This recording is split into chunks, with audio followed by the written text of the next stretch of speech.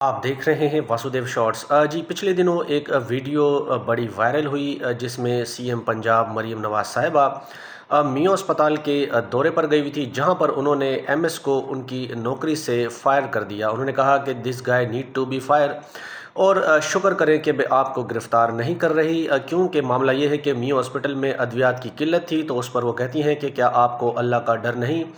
اللہ کو جواب نہیں دینا، لوگ پریشان ہیں، دوائیاں نہیں ہیں۔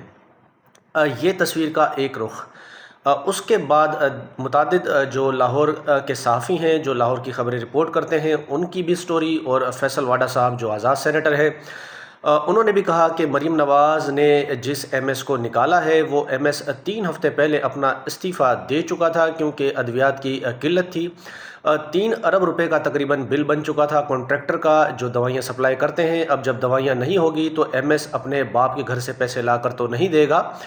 تو دوائیاں نہیں ہیں، میڈم مریم نواز کو یہ نہیں معلوم کہ دوائیوں کی قلت ہے، اور انہوں نے صرف آپٹکس کے لیے جو ہے وہ ایم ایس کو نکال دیا۔ ایسا کہنا تھا فیصل واڈا صاحب کا۔